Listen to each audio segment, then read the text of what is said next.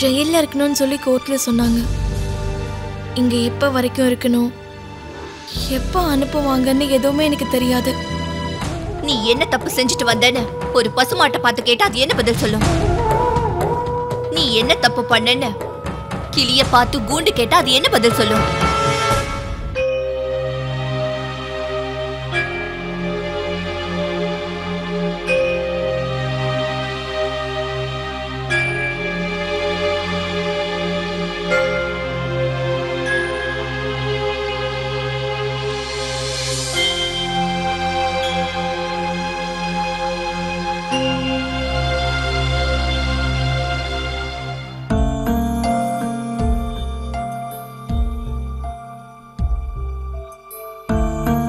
ஷியாம், என்னடா தூங்காம எதையோ யோசிச்சுட்டு இருக்க?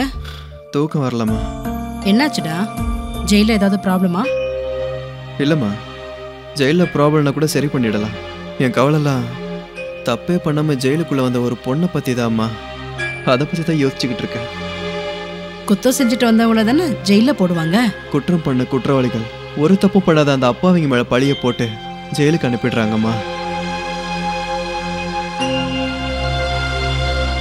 அந்த மாதிரி யாராவது இருக்காங்களா ஜெயில? இருக்காங்கம்மா. யாரு?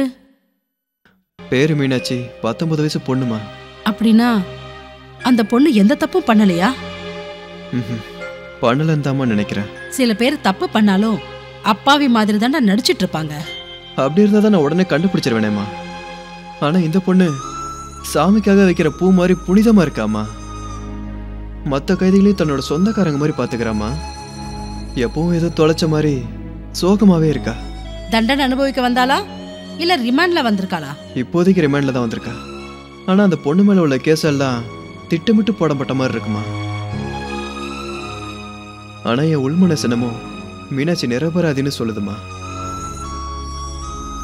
அந்த பொண்ணு ஒரு நிரபராதின்னு நிரூபிக்கிறதுக்காக ஒரு சின்ன குழு கிடைச்சா கூட போதும். அவளுக்கு ஃபேவரா ஏதாவது இன்ஃபர்மேஷன் கிடைக்குமான்னு கூட நான் வெயிட் பண்ணிட்டு இருக்கேம்மா. நீ ஒரு ஜெயிலர், போலீஸ் ஆபீசர் கிடையாது. உனக்கு தேவையான இன்ஃபர்மேஷன் கிடைக்கிறது அவ்வளவு ஈஸி இல்ல. அதுவும் உண்மைதான். அப்படின்னா இது உன் கையில இல்லாதப்போ இத பத்தி யோசிச்சு என்ன பிரயோஜனம்? ரொம்ப நேரம் ஆயிடுச்சு, போய் படுத்து தூங்கு. காலையில சீக்கிரமா எந்திரிச்சு ஜாகிங் போகணும்ல, போய் படுத்து தூங்குடா. சீக்கிரமா போய் படுத்துக்கோ.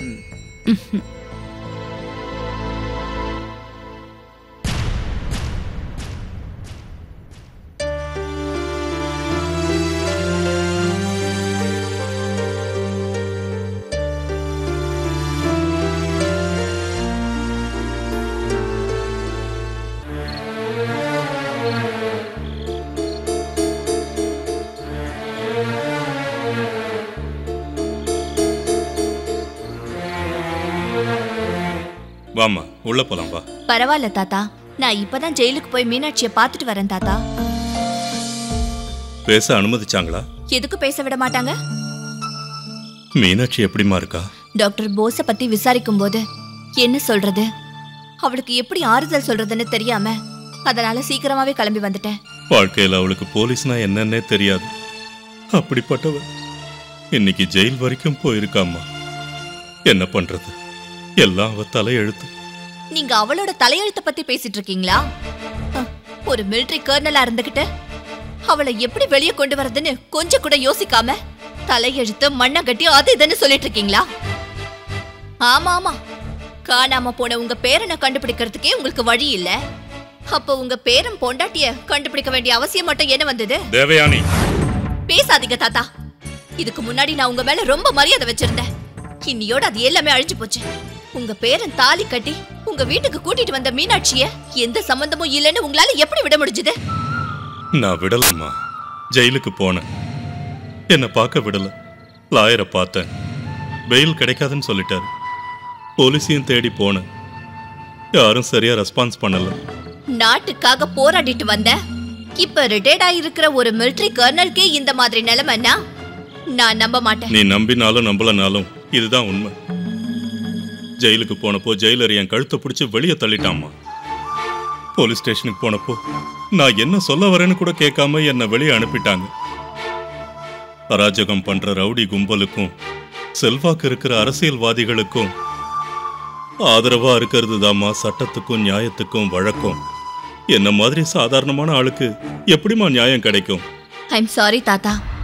மீனாட்சி மேல இருந்த பாசத்தால தான் உங்களை நான் இப்படி தப்பா புரிஞ்சுக்கிட்டேன். பரவாயில்லம்மா. தப்பு பண்றவங்களை நிக்க வச்சு கேள்வி கேட்கிற உன் தைரியத்தை நான் பாராட்டுறேம்மா. இவ்வளோ வயசும் அனுபவமும் இருக்கிற என்னை விட நீயே பெட்டர். ராட்சசம் மாதிரி இருக்கிற அந்த ஜெயிலர் கிட்ட பெர்மிஷன் வாங்கி நீ போய் மீனாட்சியை பார்த்துட்டு வந்திருக்கியே. இப்ப ஜெயில வந்திருக்கிற ஜெயிலர் புதுசா வந்திருக்கிறவரா? இந்த ஜெயிலர் கிட்ட நான் பேசிட்டு வந்தேன். ரொம்ப ஜென்யூனா பேசினாரு தாத்தா. மீனாட்சி பத்தி கூட எல்லாத்தையும் கேட்டாரு. மீனாட்சி எந்த தப்பும் பண்ணிருக்க மாட்டான்னு சொன்னாரு. அப்படியா? அப்படின்னா இனிமே மீனாட்சியை பத்தி கவலைப்பட தேவையில்லைன்னு நினைக்கிறேம்மா. முன்னாடி இருந்த ஜெயிலர் ரொம்ப கொடூரமானவன்.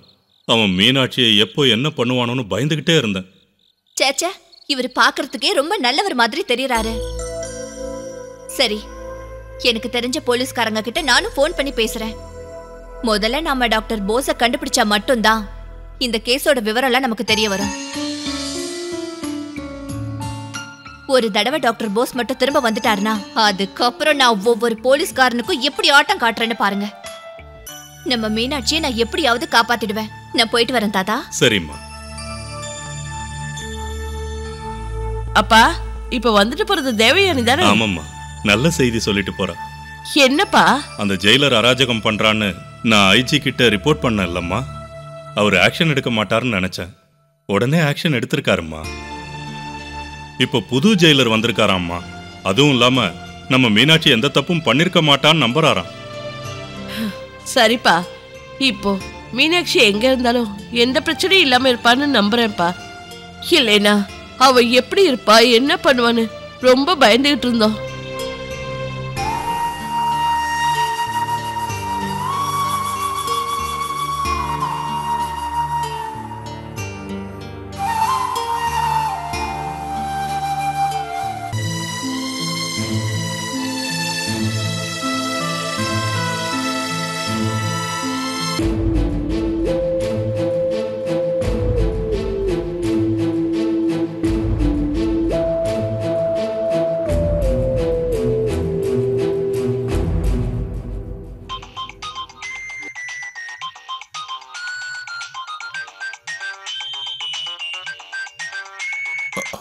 ஹலோ,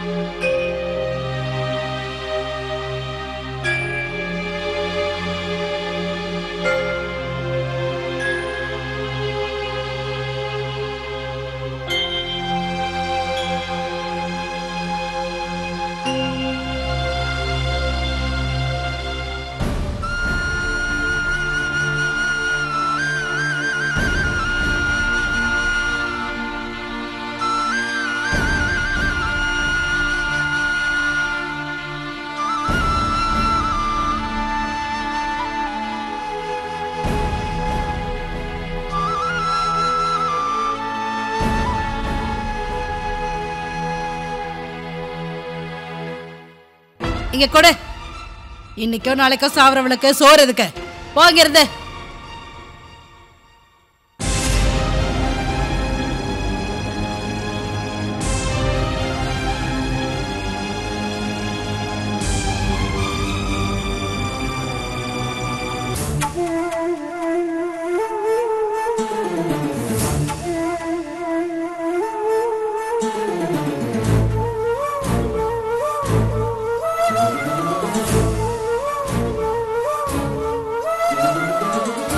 இந்தாங்க, இது சாப்பிடுங்கம்மா.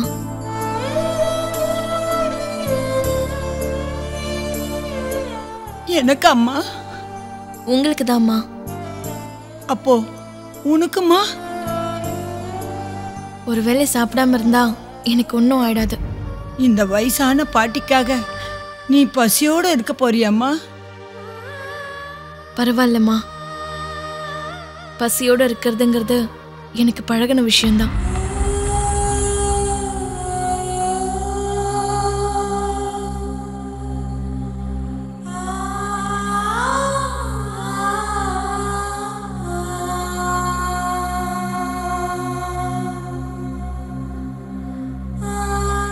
கடவுள்னு ஒருத்தர் இருந்தா உனக்கு நல்லது செய்வாருமா, கண்டிப்பா செய்வாருமா. நீ நல்லா இருப்பம்மா.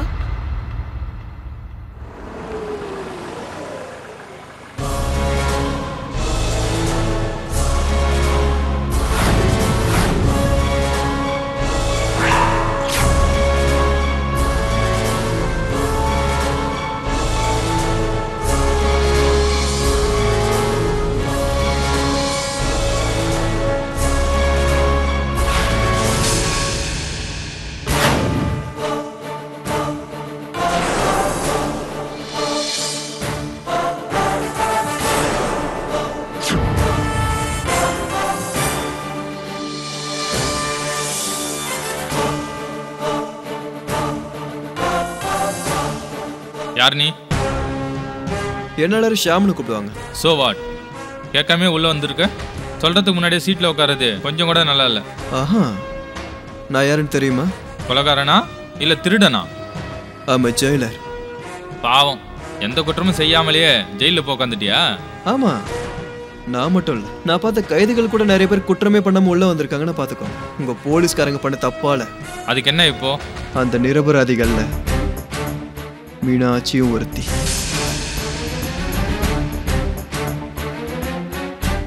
நின்னுட்டு கேட்கணுன்ற அவசியம் இல்ல, உட்காந்து கூட கேட்கலாம். இப்ப நீங்க எதுக்காக வந்திருக்கீங்க?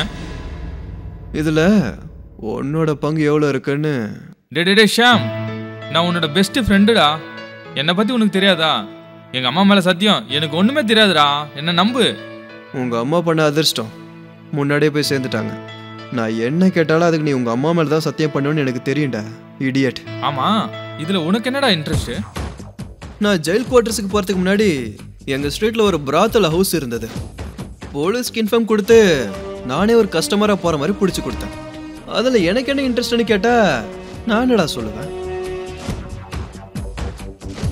நான் ஜெயில் குவார்டர்ஸுக்கு போறதுக்கு முன்னாடி எங்க ஸ்ட்ரீட்ல ஒரு பிராத்தல் ஹவுஸ் இருந்தது. போலீஸ்க்கு இன்ஃபார்ம் கொடுத்து நானே ஒரு கஸ்டமரா போற மாதிரி பிடிச்சி கொடுத்தேன். அதுல எனக்கு என்ன இன்ட்ரெஸ்ட்னு கேட்டா நான் என்னடா சொல்லுவேன். அது என்னோட பொறுப்பு. ஜெயிலுக்கும் பிராத்தல் ஹவுஸ்க்கும் சம்பந்தம் இல்லை, ஆனா போலீஸுக்கும் மீனாட்சி கேஸுக்கும் சம்பந்தம் இருக்கு. டேய், சத்தம் போட்டு பேசாதடா. இங்க செவுத்து கூட காது கேட்கும்டா, கதவு கூட சிசிடிவி கேமரா இருக்கும்டா. ஆமா, தேவையில்லாத விஷயத்துக்கு நீ ஏன்டா தலையிடுற? இது என்னோட இஷ்டம். அப்படின்னா என்ன எதுவும் கேட்காத. ஏன்? இது என்னோட இஷ்டம். முட்டாள் மாதிரி பேசாத. ஒரு அப்பா இப்ப என்னோட வாழ்க்கையை கெடுக்கிறது நல்லதா? இதுல பெரிய பெரிய ஆளுக்கெல்லாம் தொடர்பு இருக்குடா. இதுல உனக்கும் சம்பந்தம் இருக்கா? டே இல்லடா. டே உண்மையில சத்தியம்டா. வெக்கமால உனக்கு எதுக்கு இந்த காக்கி ட்ரெஸ்? மீனாட்சியை தேவையில்லாம எதுக்கு இந்த கேஸ்ல மாட்டி விட்டீங்க? அவளோட புருஷன் போஸ் என்ன பண்ணீங்க? ஆக்சுவலா டிஎஸ்பி கொலைக்கும் இவங்களுக்கும் என்ன சம்பந்தம்? இந்த மாதிரி கேள்விகள்லாம் பதில் சொல்ல முடியாம தான் சிவில்ஸ்ல ஃபைல் ஆகி இங்க வந்துட்டேன். டே எனக்கு இந்த வேலையிலும் இல்லாம பண்ணிடாதடா. அப்படின்னா சொல்ல மாட்டேன். எனக்கு எதுவுமே தெரியாதுடா, தெரிஞ்சாலும் சொல்ல மாட்டேன்டா. சொன்னா என் வேலை போயிடும்டா. எனக்கு வேலை போயிடுச்சுன்னா பிச்சை தாண்டா எடுக்கணும். ரொம்ப நல்லது. நீ சொல்லலன்னா அதை கண்டே பிடிக்க முடியாதுன்னு நினைச்சிடாத. யாரோ ஒருத்தர் பண்ண தப்புக்காக ஒரு அப்பாவி பொண்ணு தண்டிக்கப்படுறத என்னால ஏத்துக்கவே முடியாது. இதுக்கு பின்னாடி இருக்கிறத எவனா இருந்தாலும் வெளியே கொண்டு வருவேன். அது நீயா இருந்தாலும் கவலை இல்லை, வர்றேன்.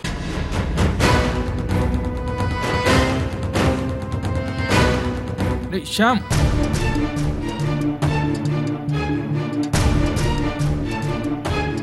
ஒரு நிமிஷம்.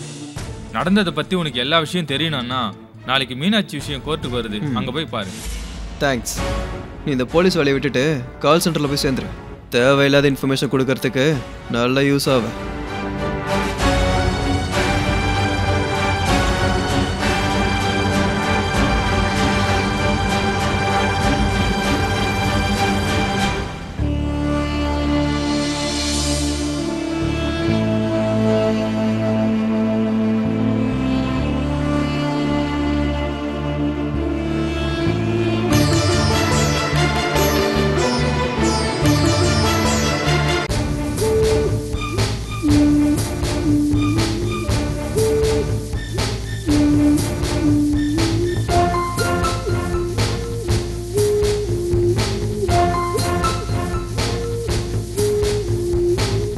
யுவர் ஆனர், மீனாட்சி என்கிற இந்த குற்றவாளி.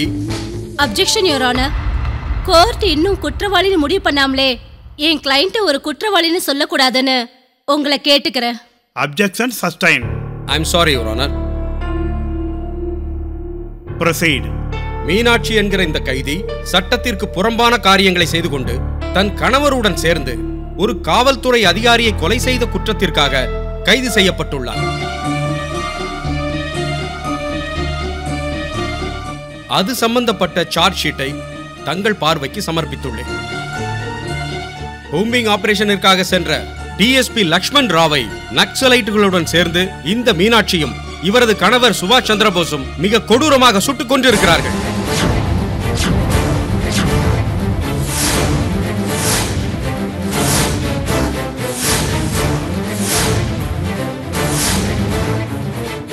தற்போது இவர் கணவர் தலைமறைவாக உள்ளார்.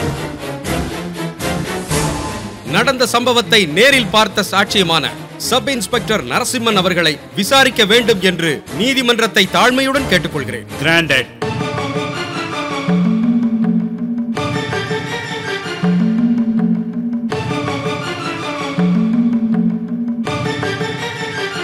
சொல்லுங்க, கொலை நடந்த நேரம் என்ன? ராத்திரி ஒரு 3 மணி இருக்கும் சார். கொலை எப்படி நடந்ததுன்னு கொஞ்சம் விளக்கமா சொல்ல முடியுமா? சங்கரம்பாடி ஃபாரஸ்ட் ஏரியாவில் சில நக்சலைட் இருக்கிறதா எங்களுக்கு தகவல் வந்துச்சு. நாங்க அவங்கள பிடிக்க தயாராகும் போது அவங்க திடீர்னு எங்க மேல ஷூட் பண்ண ஆரம்பிச்சிட்டாங்க. அந்த சண்டையில எங்க டிஎஸ்பி மேல காயம் ஏற்பட்டுச்சு. அவரை உடனே நாங்க கெஸ்ட் ஹவுஸுக்கு கூட்டிட்டு போய் முதல் உதவி கொடுக்க ஆரம்பிச்சோம். டிஎஸ்பியோட உயிரை காப்பாத்துறதுக்காக நாங்க சிட்டிக்கு கூட்டிட்டு போகும்போது இந்த பொண்ணு மீனாட்சி அப்புறம் இவங்களோட புருஷன் இவங்க கூட சில நக்சலைட் எங்களை தாக்க ஆரம்பிச்சாங்க. நாங்களும் எதிர்த்து தாக்க ஆரம்பிச்சோம். அந்த நேரத்தில் நான் எதிர்பார்க்கவே இல்லை, இந்த மீனாட்சி என் மேல பாஞ்சு என்கிட்ட இருந்த ரிவால்வரை புடுங்கி என்னையே சுட ஆரம்பிச்சா. நான் அங்கிருந்து தப்பிச்சு வந்துட்டேன். ஆனா மயக்கத்துல இருந்த அந்த டிஎஸ்பியை இவ சுட்டு கொன்னுட்டா சார்.